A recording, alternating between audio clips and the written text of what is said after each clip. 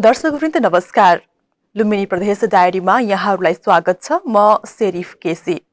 लुम्बिनी प्रदेशभित्रका विभिन्न गतिविधिहरूलाई समावेश गरिएको टेलिभिजन कार्यक्रम लुम्बिनी प्रदेश डायरी लुम्बिनी प्रदेश सरकार आन्तरिक मामिला तथा कानून मन्त्रालयको सहकार्यमा तयार पारिएको कार्यक्रम हो।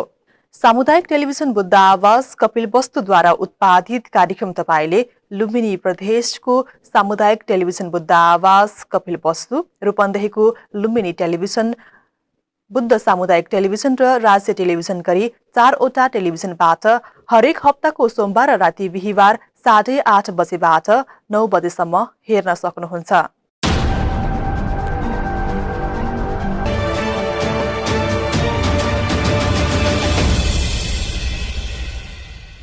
समृद्ध प्रदेश खुशी जनताको नारालाई आत्मसात गर्दै अगाडि बढेको लुम्बिनी प्रदेश सरकारसँग नागरिकलाई जोड्ने प्रयास, लुम्बिनी प्रदेशवासीका अपेक्षा सरकारलाई सुनाउने माध्यम, प्रदेश सरकारको प्राथमिकता सुशासन, पारदर्शिता, नीति निर्माणलाई पृष्ठपोषण गर्ने औजार यो कार्यक्रम हो। यस कार्यक्रममा प्रदेशभित्रका कृषि, उद्योग, पर्यटन, रोजगारी र अन्य विभिन्न क्षेत्रको बारेमा प्रदेशका गतिविधि यहाँहरू समक्ष प्रस्तुत गर्दै आइरहेका छौं। आज कार्यक्रमको तेस्रो श्रृंखलामा छौं। जनता आवाज कार्यक्रमको प्रभावकारिताका विषयमा आज हामी छलफल गर्नेछौं, जसमा पहिलो स्तम्भ रहेको छ प्रदेश गतिविधि, त्यसैगरी भलाकुसारी स्तम्भ, जनआवाज र महत्वपूर्ण सन्देश समेट्दै जानेछौं। कार्यक्रममा अब आजको पहिलो स्तम्भतर्फ लागौं। लुम्बिनी प्रदेश सरकारले गरेका यस बीचका महत्वपूर्ण गतिविधि प्रस्तुत गर्दै हुनुहुन्छ सहकर्मी विकास थापा।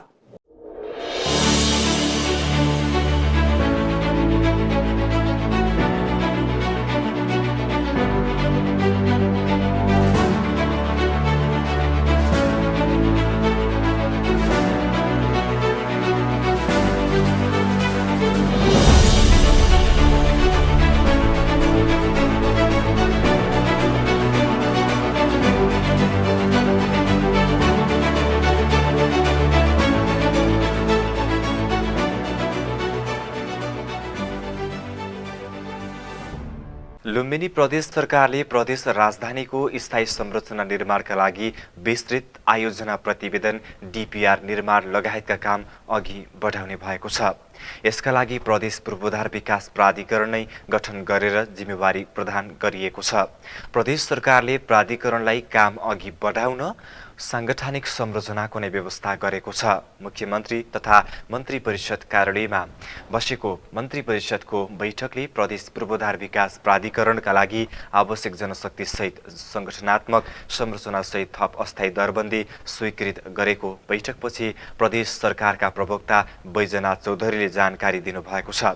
बैठकले प्राधिकरणका लागि तत्कालका लागि 6 जनाको दरबन्दी थप गरेको छ। स्वीकृत दरबन्दी अनुसार 1 अधिकृत, 2 इन्जिनियर, 2 सर्वेयर, 1 सब ओभरसियरको थप गर्ने निर्णय पनि गरेको छ। यस्तै बैठकले प्रदेशको सुशासनलाई थप प्रभावकारी बनाउन सुशासन नियमावली 2070 स्वीकृत गर्ने पनि निर्णय गरेको भौतिक पूर्वाधार विकास मन्त्री समेत रहनुभएका प्रवक्ता चौधरीले जानकारी दिनुभयो।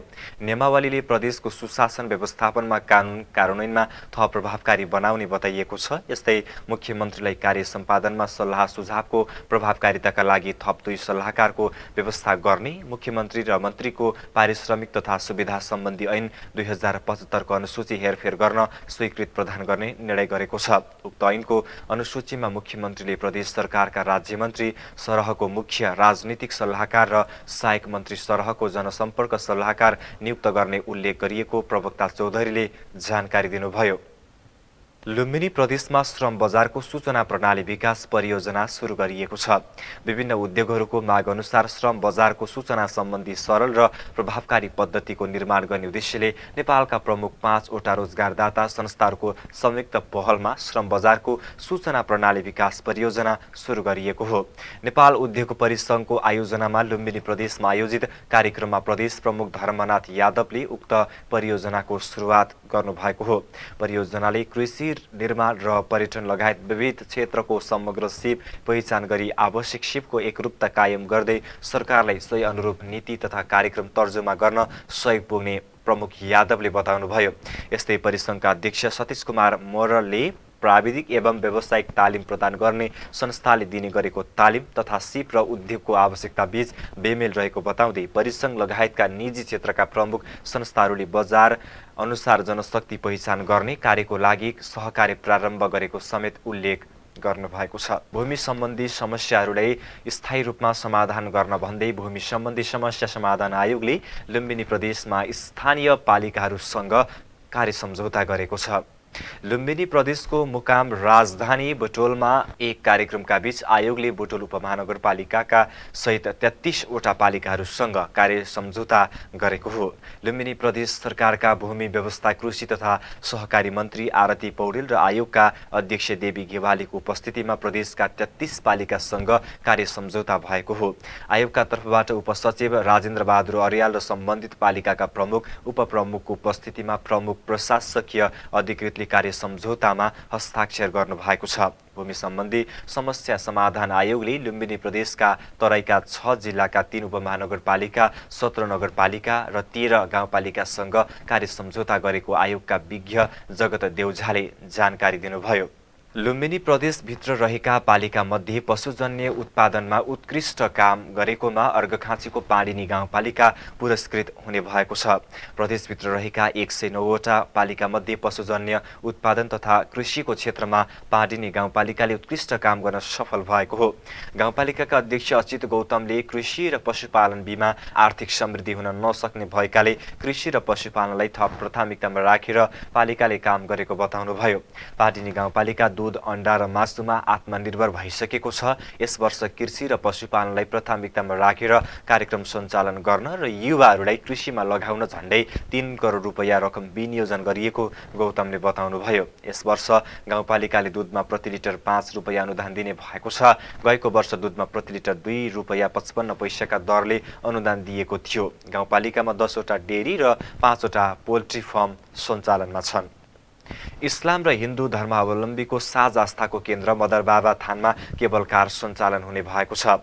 नवलप्रासी बर्दगार सुस्ता पश्चिमको सुस्ता गाउँपालिका 2 स्थित यस स्थललाई धार्मिक पर्यटनको महत्त्वपूर्ण केन्द्रका रूपमा विकास गर्ने उद्देश्यले गाउँपालिकाले केबल कार सञ्चालनका लागि प्रक्रिया थालेको हो। लुम्बिनी प्रदेशको उद्योग, पर्यटन, वन तथा वातावरण मन्त्रालयले पनि यस क्षेत्रको विकासका लागि बजेट विनियोजन गरेको छ। गतिविधिपछि अब प्रस्तुत गर्दैछौँ भलाकुसारी स्तम्भ। संघीय संरचना अनुसार संघीय अधिकार प्रदेशमा गएपछि जनता आवास कार्यक्रम प्रदेश सरकारले पाएको छ, जसमा घरबार विहीन विपन्न र दलित सँगै लोपन्मुख र अति सीमान्तकृत नागरिकहरूलाई आफ्नै घरमा राख्ने निर्णय अनुसार लुम्बिनी प्रदेशमा यस कार्यक्रमको प्रभावकारिता कस्तो रहेको छ, सोही विषयमा हामीले भौतिक पूर्वाधार विकास मन्त्री बैजनाथ चौधरीसँग भलाकुसारी गरेका छौं।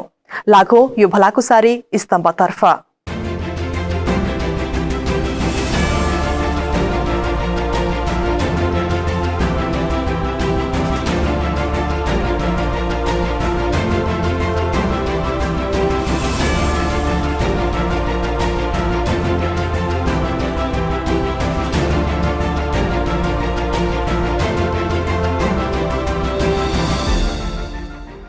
छलफलको सुरुवात गरिरहँदाखेरि संघीय सरकारले थालेको जनता आवास कार्यक्रम प्रदेशमा हस्तान्तरण भएको छ। खासमा यो जनता आवास कार्यक्रम भनेकै के हो, दर्शकबिनलाई जानकारी गराइदिनुहोस् न, बुझाइदिनुहोस् न। धन्यवाद छ शेरफजी र तपाईँको बुद्ध आवाजलाई पनि अब धेरै धेरै धन्यवाद छ। अब यो खास गरेर जनता आवास भनेकै नेपालमा सबभन्दा उत्पीडित, गरिब र समाजबाट पनि अपहेलित, आर्थिक रूपले विपन्न त्यस्ता समुदायको लागि र त्यस्ता वर्गलाई सरकारकै तर्फबाट घर बनाइदिने भन्ने कार्यक्रम हो। र अहिले अब यो कार्यक्रम चाहिँ पहिला नेपाल सरकारको शहरी विकास मन्त्रालय अन्तर्गत हुँदै आएको कार्यक्रम, यो संहिता कार्यान्वयन हुन थालेपछि अब यो चाहिँ अहिले प्रदेशको मार्फत आएको छ र यो हस्तान्तरित योजना हो।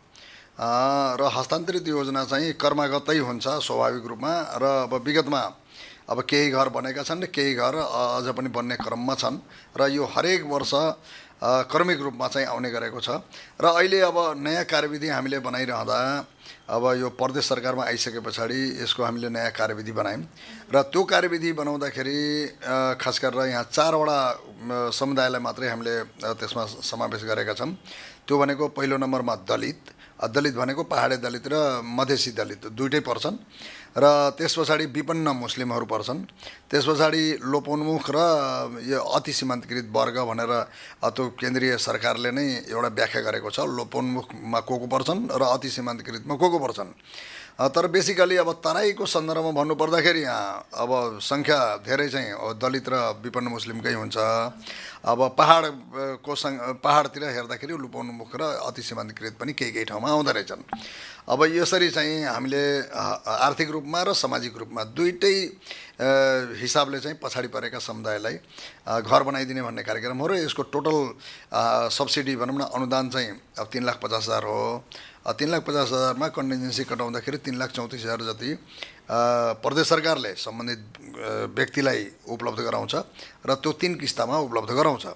र त्यो 3 किस्तामा उपलब्ध गराउँदाखेरि पहिलो किस्ता प्लिन्थ लेभल कम्प्लिट भएपछि पहिलो किस्ता दिन्छ। दोस्रो किस्ता चाहिँ छाना छाउनुभन्दा जस्ट अगाडि कम्प्लिट भइसके पछाडि दोस्रो किस्ता दिन्छ र तेस्रो किस्ता चाहिँ छाना छाएर टोयलेट बनाएपछि फाइनल किस्ता दिने गरेको छ। अब यसरी चाहिँ अब किस्ता वाइज नदिने भने पहिले एकमुष्ट पैसा दिने भने अथवा पैसाको दुरुपयोग हुन सक्ने सम्भावना। अब सबै एकैचोटि कम्प्लिट गर अनि पैसा लैजाऊ भन्दा गर्नै नसक्ने अवस्था। यो दुइटै कुरालाई बुझेर हामीले 3 किस्तामा अब पेमेन्ट गर्ने भनेर अब गरेका छौँ। र यसमा अब जनताले आफैले घर बनाउनुपर्छ। जसको घर हो उसले आफैले बनाउनुपर्छ। आफैले काठ पात दाउरा अब जे हो अब भनौँ न हामीले दिने अब त्यो किस्ता वाइज प्लिन्थ लेभलसम्मको मूल्याङ्कन गर्छौँ। त्यसको अनुसारको पहिलो किस्ता पेमेन्ट गर्छौँ र अरू काम श्रमदान आफैले गर्नुपर्छ र टोयलेटको जिम्मा उसको आफ्नै हुन्छ। र हामीले 3,34,000 दिइरहँदाखेरि हाम्रो एउटा मोडल ड्रइङ छ। मोडल ड्रइङ भनेको 2टा कोठा र बरान्डा घेरिएको बरान्डामा भान्सा पनि अब हुने खालको छ। तर कसैले होइन हाम्रो अलि परिवार ठुलो छ, हामी आफैले पनि मेहनत गरेर अलिकता लगानी गरेर हामी 3टा कोठा बनाउँछौँ, हामी 4वटा कोठा बनाउँछौँ भन्छन् भने त्यो मोडल हामीले चेन्ज पनि गरिदिन्छौँ। तर पैसा हामीले 3,34,000 मात्रै दिन्छौँ।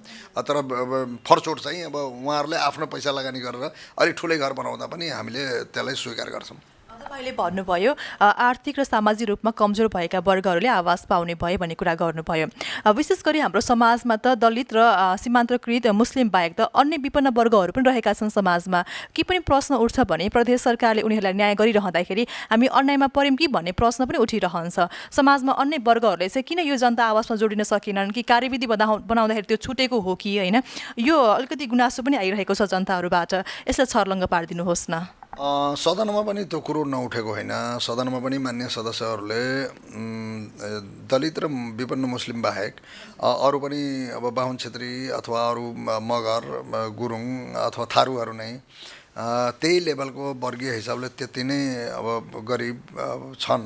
त्यसो भएको हुनाले गरिबीको हिसाबले अरूलाई पनि दिनुपर्छ भन्ने कुरो उठाइराख्नु भएको छ। तर हामीले किन त्यसो अहिले पनि अब दलित र विपन्न मुस्लिम तिर नै अहिले हामीले भनौँ न कार्यविधिलाई चेन्ज नगरेको कारण के हो भन्दा अझ पनि दलितहरू थुप्रै सङ्ख्यामा अझ पनि बाँकी छन्। अब एकदमै अब सबै दलितको घर बनाइसक्यो भन्ने स्थितिमा हामी पुगिसकेका छैनौँ। अब विपन्न मुस्लिमको पनि अब सबै विपन्न मुस्लिमको घर बनिसक्यो, अब विपन्न मुस्लिमै छैनन् भन्ने दिन जुन दिन आउँछ त्यति बेला त हामी अरूलाई पनि बनाउनै पर्छ। जस्तै अब अरू जातिमा पनि जानुपर्छ। तर अहिले अब अरू जातिलाई ओपन गर्ने बित्तिकै त्यो स्कोरको हिसाबले चाहिँ दलित फेरि पछाडि परिहाल्छ। अथवा अब सङ्ख्या अब दलितको भन्दा अन्य जातिहरूको सङ्ख्या धेरै छ। अब अथवा विपन्न मुस्लिमको भन्दा पनि अरू जातिको सङ्ख्या धेरै हुन्छ। अब धेरै सङ्ख्यामा जब हामी पस्छौँ त्यति बेला स्कोरको हिसाबले फेरि विपन्न मुस्लिम र दलितहरू फेरि चाहिँ अब त्यहाँ त कसैले भनेर कुनै नेताले भनेर अथवा कुनै पार्टीका भनौँ न मान्यले भनेर हुँदैन, यसको नम्बरिङ हुन्छ। उहाँहरूले यसको कार्यविधि पनि कस्तो छ भने मेरो अध्यक्षतामा बसेको कार्यविधिले एज ए होल निर्वाचन क्षेत्रमा कुन निर्वाचन क्षेत्रमा कति सङ्ख्या दिने भन्ने हामीले निर्धारण गर्छौँ। त्यो निर्वाचन क्षेत्रभित्रको कुन पालिका र कुन वडामा जाने भन्ने कुरा सम्बन्धित निर्वाचित प्रदेश सभाका माननीय सदस्यको अध्यक्षतामा एउटा कमिटी बनाइदिएछौँ र उहाँहरूले निर्धारण गर्नुहुन्छ कुन वडा अथवा कुन पालिका भनेर। अनि जुन वडा र जुन पालिकालाई उहाँहरूले क्षेत्र मान्नुहुन्छ त्यो भित्रका त निवेदन त बहुत धेरै पर्छन्। अब जस्तै अहिलेको कार्यविधि अनुसार अहिले निवेदनै हाल्ने कसले पाउँछ भन्दा विपन्न मुस्लिम र दलितले पाउँछन्, अथवा पहाडतिर अलिकति लोपोन्मुख सीमान्तकृतहरूले अब कुनै कुनै ठाउँमा होलान्, अब उनीहरूले पाउँछन्। अब एज ए होलमा खुला गरिदिने बित्तिकै त के हो भन्दाखेरि ठुलो सङ्ख्यामा चाहिँ अन्य जातिको पनि आउँछ र त्यस पछाडि त्यसको फेरि वेटेज छ होइन होइन त्यो निर्णय गर्दाखेरि एउटा वेटेज छ। वेटेज कस्तो छ भने परिवार सङ्ख्या कति हो, उसको परिवार सङ्ख्या कति हो र उसको एक्जिस्टिङ घर भनौँ न अहिले वर्तमान अवस्थामा कस्तो घरमा बसिरहेको छ, उसको जग्गाको क्षेत्रफल कति हो, कमाइको आधार के छ, यो सबै कुराको वेटेज हेर्दै हेर्दै हेर्दै हेर्दै जाँदाखेरि त त्यो दलितभन्दा गैर दलितको वेटेज बेसी हुने र दलित फेरि चाहिँ अनि पछाडि पर्ने र अनि सामाजिक रूपमा आर्थिक रूपमा त पछाडि परेछ सामाजिक रूपमा पनि अब दलितहरू नै पछाडि परेका छन्। अन्य जातिको के छ भने आर्थिक रूपमा पछाडि परे तापनि सामाजिक रूपमा चाहिँ अन्य जाति पछाडि छैनन् र उनीहरूले भनौँ न अब अलिकता अरू हिसाबले पनि बाँच्न सक्ने हुन्छ। दलित भनेको त अब पहिले जन्मिँदैखेरि म चाहिँ सानो जातको मान्छे हुँ भनेर जुन भावना छ यो भावनाबाट मुक्त हुनको लागि पनि अब एउटा पक्की घरमा बसिसके पछाडि त उसलाई पनि हौसला के हुन्छ भने अरूको घरभन्दा त मेरै राम्रो छ, मै राम्रो छु, म मनोबल बढाउने कुरा हो सामाजिक रूपमा चाहिँ। अब त्यसो भएको हुनाले कुनै पनि पछाडि परेको समुदायलाई इम्पावरमेन्ट गर्ने तरिका यो हो होइन। अब किन भन्दा अब हजारौँ वर्षदेखि पछाडि परेको चिजलाई अलिकता प्रिभिलेज हामीले दिनै पर्छ भनेर यो नीति अख्तियार गरेको, अरू केही होइन। जसरी प्रदेश सांसदको संयोजकत्वमा प्रत्येक जिल्लामा समिति पनि गठन हुन्छ होइन। यो आवास निर्माण हुने क्रममा यहाँले अघि पनि जोड्नु भएको थियो, आवास निर्माण हुने क्रममा चाहिँ राजनीतिकरण भएर पनि आफ्ना व्यक्तिको मात्र घर बन्ने आवास बन्ने हुन्छ कि हुँदैन? हुँदैन, त्यसको नम्बरिङ छ। जस्तै परिवार सङ्ख्या छ होइन, जस्तै कुनै नेताले फलानुको घर बनाइदिउँ न भन्ने हो भने निवेदन त उसले मात्रै, जस्तै उनले कति मात्रै गर्ने अधिकार छ मान्यको भने मान्य र त्यो समितिको वडालाई बााउन्ड्री मान्ने कि गाविसलाई बााउन्ड्री मान्ने। अब वडालाई मात्रै बााउन्ड्री मान्ने भने त्यो वडाका भित्रका मान्छेले मात्रै दरखास्त दिन पाए होइन। पुरै गाविसभरि जस्तै मानिलिनुहोस् 50वटा घर हामीले कोटा छुट्याइदिउँ, 50वटा घर गाविसभरिको निवेदन दिएर छान्ने हो कि वडाभरिको निवेदन दिएर छान्ने हो होइन, गाउँपालिका वा वडा भन्ने हुन्छ। अब त्यसमा जब निवेदन पर्न थाल्छ, निवेदन परिसके पछाडि अब त्यसको स्कोर वेटेज दिने कुरा त्यो कुनै मान्य नेता पार्टीको कसैको हात रहँदैन। त्यस पछाडि त त्यसको एउटा विधिमै कार्यविधि नै छ, उसको परिवार सङ्ख्या कति हो, उसको आय आर्जनको भनौँ न तरिका के हो होइन, उसको क्षेत्रफल प्रक्रिया पुरा गर्दाखेरि त कसैले भनेर त हुँदैन नि। त्यो त नम्बर छ, यति यो यसमा यति नम्बर, यसमा यति नम्बर, यसमा सबै नम्बर जोडेर अनि आउने हो क्या। अनि नम्बर जोडेर आउने हो त्यो लोकसेवा र एसएलसी पास गरेर जस्तो हुन्छ क्या। त्यो कसैले भनेर सोर्स लगाएर कहाँ पाउँछ? त्यो त एउटा विधि बनाइदिएछ, विधिभित्र छिरेपछि जो आउँछ आउँछ होइन। नेताको मान्छे पनि पर्न सक्छ, नपर्न पनि सक्छ होइन। त व्यक्ति उसको छनौटमा हुँदैन, त्यो विधिको छनौटमा व्यक्ति पर्छ क्या, त्यो कुनै नेता र पार्टीको छनौटमा पर्दैन। त्यसो भएको हुनाले त्यस्तो गुनासो हामीसँग आएको पनि छैन कि फलानालाई आफ्नो पार्टी हेरो, त्यो पार्टी हेर्नै पाइँदैन त कहाँ। अब त्यो होइन, एउटा विधिभित्र गएपछि त सकिहाल्यो। हामीले विकासको गतिलाई तीव्र पारेका छौँ। अब खास गरेर पूर्वाधारका निर्माणहरू यो संहिता कार्यान्वयन भएको 3 वर्ष हुन थाल्यो। यो 3 वर्षको बिचमा चाहिँ केही न केही परिवर्तन देखा परेको छ र यो 3 वर्षभित्र धेरै फड्को मारेको रिपोर्ट चाहिँ युएनडिपी आफैले पनि गरेको छ। जस्तै अहिले 3457 रुपियाँ पर क्यापिटा इन्कम आएको देखिन्छ। त्यस्तै चाहिँ औसत आयु चाहिँ अब 70 वर्ष पुगेको देखाइरहेको छ। अब प्रदेश सरकारले विनियोजन गरेका जति पनि बजेटहरू छन् अब यसको बारेमा चासो राख्ने र त्यस पछाडि आफै पनि संलग्न हुने, आफैले अनुगमन गर्ने काम सबै जनताको तर्फबाट गरिदिनु भयो भने मलाई लाग्छ चाहिँ गुणस्तर काम र 100% खर्च गर्न सकिन्छ र छिटोभन्दा छिटो जनताले लिमिट स्रोत साधनका बावजुद पनि प्रतिफल प्राप्त गर्न सक्नेछन्। यसमा साथ सहयोग जनताको हुन आवश्यक छ, यही सन्देश दिन खोज्छु।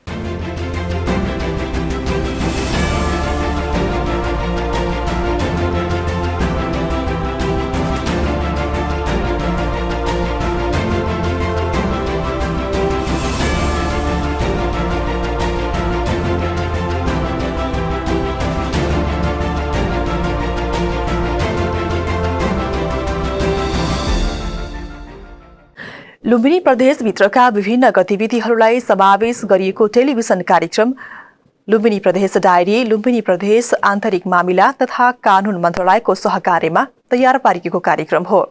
यो कार्यक्रम लुम्बिनी प्रदेशको सामुदायिक टेलिभिजन बुद्ध आवाज, कपिल वस्तु, बुद्ध सामुदायिक टेलिभिजन, लुम्बिनी टेलिभिजन रूपन्देही र राज्य टेलिभिजनबाट हरेक हप्ताको सोमबार र बिहिबार राति 8:30 बजेबाट करिब 9 बजेसम्म प्रसारण हुने गर्छ।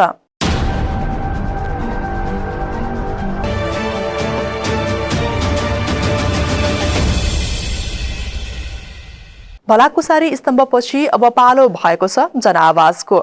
जनता आवाज कार्यक्रम मार्फत आवाज पाएका प्रदेशवासी नागरिकहरूले के भन्छन् त? सोही विषयमा हामीले लुम्बिनी प्रदेशवासी जनताहरूलाई सोधेका छौं। लागौ ती जनताहरूको आवाज सुन्नतर्फ।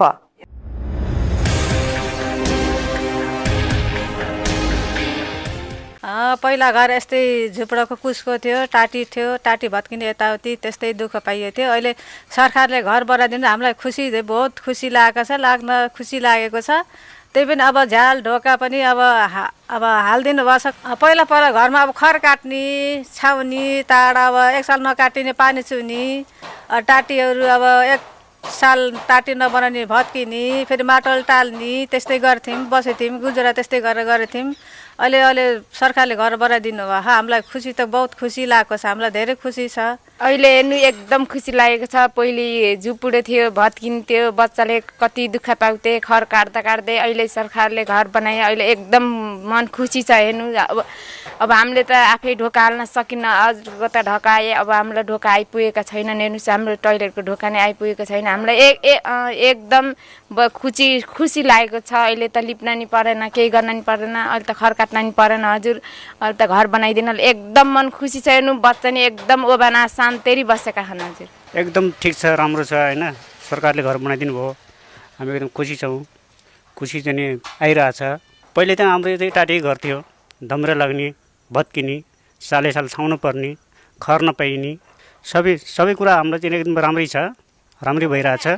लुम्बिनी प्रदेशले हामीलाई चाहिँ गरिबहरूलाई हेर्नुभएको छ, उहाँलाई पनि धन्यवाद छ। र अहिलेसम्म हामीले चाहिँ दुःख पीडा र समस्या अनेक झेल्दै आएरै थियौँ र उहाँहरूले अथवा यहाँ हाम्रो स्थानीय जति पनि आमा बुवा दाजुभाइ जो पनि हुनुहुन्थ्यो धेरै पीडा थिए। यहाँ चाहिँ कहिले चाहिँ हामीलाई चाहिँ हावाहुरीले लैजान्छ कि भन्ने डर र कहिले हामीलाई चाहिँ आगो लागेबाट चाहिँ हाम्रो धन जनको चाहिँ क्षति हुन्छ कि भन्ने हामीलाई धेरै डर। अनि त्यसले गर्दाखेरि चाहिँ अहिले हाम्रो प्रदेश सरकारले चाहिँ हामीलाई चाहिँ यो घरको चाहिँ सहयोग गर्नुभएको छ, जो उहाँले चाहिँ धेरैभन्दा धेरै खुसी लाग्छ हामीलाई। बेसनी हेरेको अहिलेसम्म बिल्कुल विपन्न चाहिँ असाग चाहिँ हाम्रो लगभग हाम्रो यो दलित समुदायहरू बेसनी चाहिँ सायद कमाउन पनि नसक, अघि गाह्रो बच्चाको पनि चाहिँ अलिकति पुँजी नहुनाले र आय स्रोत नहुँदाखेरि अलिकति हामी दलित भन्ने चिज थोरै अलिक पछाडि परेको, सुरुबाटै चाहिँ पढाइमा, पेसामा, व्यवसायमा मिचिँदै आइरहेको हामी चाहिँ त्यसले गर्दा पनि होला सायद अलिकति चाहिँ हामीलाई चाहिँ सहयोगको भावना अथवा सरकारबाट केन्द्र सरकारबाट अथवा प्रदेश सरकारबाट चाहिँ हामीलाई यो सहयोगको भावना राखिदिनु छ। जे होस् यो देशव्यापी नै होस्। सरकारले घर बनाइदिएछ, राम्रो बाहा। अब पहिला सानोमा बस्थ्यौँ, दुःख थियो, यत्रा साना केटाकेटी थिए, बनाउन सकेको थिएनौँ। अहिले बनाइदिनु बाहा, राम्रो बाहा भयो। आवास कार्यक्रम अन्तर्गत मैले पनि एउटा छनौटमा परेर घर पाएँ। यसमा हामीले आफै कमाएर घर बनाउन सक्ने अवस्था नभएको कारणले गर्दाखेरि अब सरकारले दिएको यो रकमबाट हामीले सानो घर बनाएर अहिले बस्न पाएका छौँ। अहिले हामी पहिला अब खरको झोपडीमा बसेका थियौँ, दुःखको अवस्थामा बसेका थियौँ, बालबच्चाहरूलाई पनि गाह्रो भएको थियो। अहिले यतिको घाम र पानीबाट बचेर बस्न सक्ने अब भएका छौँ। हामीहरू अहिले खुसी छौँ।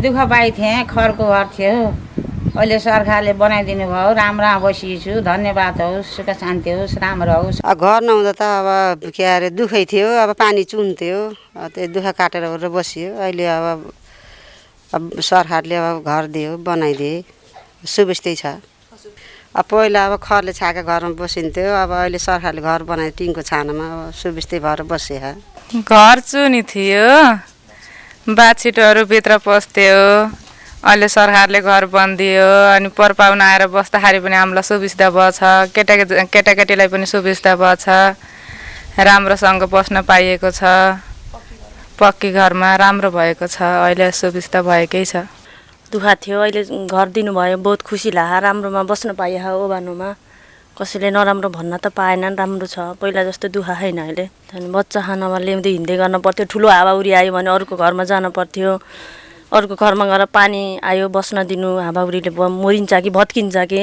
च्याप्छ कि भन्ने डर हुन्थ्यो अहिले त्यस्तो डर छैन अहिले त राम्रो छ सबै बस्नलाई खानालाई सुविधा भयो पहिला अलि नाजुकै थियो होइन कमाउने मान्छे पनि हुनुहुन्थेन अलि बालबच्चा यताउति दुःख पनि हुन्थ्यो पढ्न पाइन्थेन हावाहुरी आउँदाखेरि धेरै गाह्रो पनि हुन्थ्यो त्यही कारणले यहाँहरूले दिनुभयो खुसी लाग्यो पहिलाको भन्दा त अहिले त धेरै आनन्द छ होइन त्यस्तो पानी पर्दा यताउति आउँदा हावाहुरी आउँदा हामीलाई डर पनि छैन त्यस्तो पहिलाको जस्तो कतै भत्केर हामी पुरेर उस हुने हो कि भन्ने हुन्थ्यो अहिले राम्रो छ त्यस्तो आत्तिन्न पनि हावाहुरी आउँदा प्रदेश सरकारलाई धन्यवाद दिन चाहन्छु किनकि हामीलाई पहिला जे जस्तो भयो नि अहिले दिनुभयो नि त्यसैले बहुत खुसी छौँ अहिले राम्रो हुँदै गएछ पहिला कस्तो अब राति सुत्दा पनि कसरी सुत्दा पनि यताबाट भत्किन्छ कि उताबाट भत्किन्छ भन्न पर्यो अलिकति आनन्दले सुत्न पाइएछ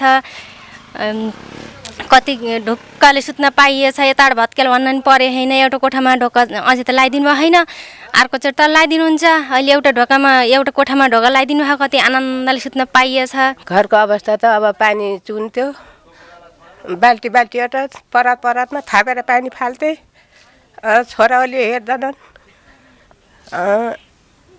म एकाल काटिने भएर बसेछु अरू मलाई पानी चुनी बाल्टीबाट गमलामा पानी फाल्दै बाहिर फाल्दै अनि माथि पानी थाप्ने सिरेनीमाथि गर्थेँ प्रदेश सरकारले बनाइदिनु भयो त्यही पनि मलाई थाहा थिएन हाम्रो गाउँको दाजुभाइ यस्तो इष्टमित्रहरूले सदस्यले भन्नुभएछ अब फलानाको घर यस्तो दुःख पाएछ खुसी छु अहिले त पक्की घरमा अहिले बस्न पाएँ अहिले त पानी फाल्न परेन अब त एकदम पुरानो थियो अर्का घर बसियो थियो त्यहाँबाट फेरि घडेर किनेर बनाइयो पानी चुन्न बसियो त्यसो हुँदाखेरि खुसी छौँ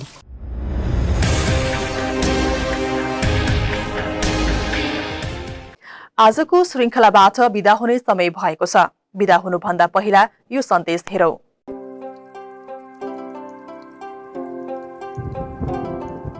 निशुल्क ब्याजमा ऋण लिने सम्बन्धी सूचना लुम्बिनी प्रदेशमा उद्योग क्षेत्रमा लगानी प्रवर्धन गर्न र कोभिड-19 को प्रभावले रोजगारी गुमाएका युवा पुस्तालाई स्वदेशमै रोजगार प्रदान गर्न लुम्बिनी प्रदेश उद्योग पर्यटन वन तथा वातावरण मन्त्रालयको आर्थिक वर्ष 2077-78 को वार्षिक कार्यक्रम अनुसार अनुदान प्राहीलाई ब्याज अनुदानमा ऋण प्रवाह गर्नको लागि उद्योग पर्यटन वन तथा वातावरण मन्त्रालय र नेपाल बैंक लिमिटेड प्रादेशिक कार्यालय बुटवल बीच मिति 2077 8 महिना 19 गते सम्झौता पत्रमा हस्ताक्षर भएको छ वैदेशिक रोजगारबाट फर्किएका दलित महिला द्वन्द पीडित अपाङ्गता भएका व्यक्ति सीमान्तकृत तथा अल्पसंख्यकले स्थापना तथा सञ्चालन गरेका र स्वदेशी कच्चा पदार्थको प्रयोग गर्ने एवं अत्यावश्यक वस्तु तथा निर्यातजन्य वस्तु उत्पादन गर्ने उद्योगलाई प्राथमिकता दिई प्रति उद्यमी न्यूनतम 3 लाख रुपैयाँदेखि अधिकतम 10 लाख रुपैयाँसम्म लिने ऋणमा 3 वर्षसम्मको वार्षिक 7.75% का दरले लाग्ने ब्याज मन्त्रालयले भुक्तानी गर्ने व्यवस्था गरिएको छ ब्याज अनुदान लिन चाहने उद्योगीले बैंकमा ऋणका लागि निवेदन दिँदा बैंकले माग गरेका कागजातका साथसाथै नेपाली नागरिकताको प्रमाणपत्र आर्थिक वर्ष 2077-78 मा दर्ता भएको उद्योग दर्ताको प्रमाणपत्र घरेलु तथा साना उद्योग कार्यालयको सिफारिस कुनै सरकारी निकायबाट अनुदान प्राप्त नगरेको सो घोषणा पत्र सहित आफ्नो जिल्लामा नजिकको नेपाल बैंक लिमिटेडको कार्यालयमा निवेदन दिनुपर्नेछ बैंक धितो लगायतका बैंकलाई आवश्यक पर्ने कागजात उद्यमीले पेश गर्नुपर्नेछ। सेवा शुल्क ऋण रकमको 0.40% भन्दा बढी लिन नपाउने गरी बैंकसँग सम्झौता भएको छ। आर्थिक वर्ष 2077-78 मा प्रदेश कानून अनुसार दर्ता भएका उत्पादनमूलक उद्योग, कृषि तथा वनजन्य उद्योग, ऊर्जामूलक उद्योग, खनिजजन्य उद्योग, पर्यटन उद्योग, सेवामूलक उद्योग, सञ्चार तथा सूचना प्रविधि उद्योग गरी 8 प्रकारका उद्योगीहरूले निवेदन दिन पाउनेछन्। यसरी प्राप्त निवेदन उप 10 दिनभित्र बैंकले कागजात जाँच गरी ऋण प्रवाह गर्नका लागि योग्य ठहर गरी स्वीकृतिको लागि सम्बन्धित जिल्लाको घरेलु तथा साना उद्योग कार्यालयमा विवरण पठाउनेछ। घरेलु तथा साना उद्योग कार्यालयले उक्त विवरण प्राप्त भएको 1 हप्ताभित्र स्वीकृति गरी ऋण प्रवाहको लागि विवरण बैंकलाई पठाउनेछ र सोही विवरणको आधारमा बैंकले ऋण प्रवाह गर्नेछ। ऋण प्रवाह अवधि 2077 मङ्सिरदेखि 2078 आषाढ मसान्तसम्म हुनेछ। विस्तृत जानकारीको लागि घरेलु तथा साना उद्योग कार्यालय नजिकको नेपाल बैंक लिमिटेडको कार्यालय र उद्योग, पर्यटन, वन तथा वातावरण मन्त्रालयमा सम्पर्क राख्न सकिनेछ। अनुरोधक प्रदेश सरकार, लुम्बिनी प्रदेश उद्योग, पर्यटन, वन तथा वातावरण मन्त्रालय, मुकाम बुटवल, नेपाल।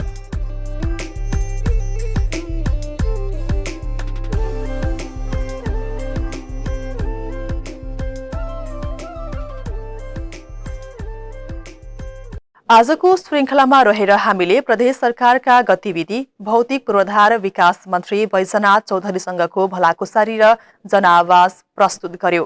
कार्यक्रम कस्तो लाग्यो? आफ्नो सल्लाह, सुझाव, प्रतिक्रिया पठाउनका लागि हाम्रो ठेगाना हो टेलिभिजन कार्यक्रम लुम्बिनी प्रदेश डायरी, सामुदायिक टेलिभिजन बुद्ध आवाज, बाटगङ्गा 4 गजहेरा, कपिलवस्तु वा तपाईँले हेरिरहनु भएको यसै टेलिभिजनमा सम्पर्क गरी कार्यक्रम सम्बन्धी वा लुम्बिनी प्रदेश सरकारलाई कुनै जिज्ञासा, प्रश्न वा अनुभव भए राख्न सक्नुहुन्छ।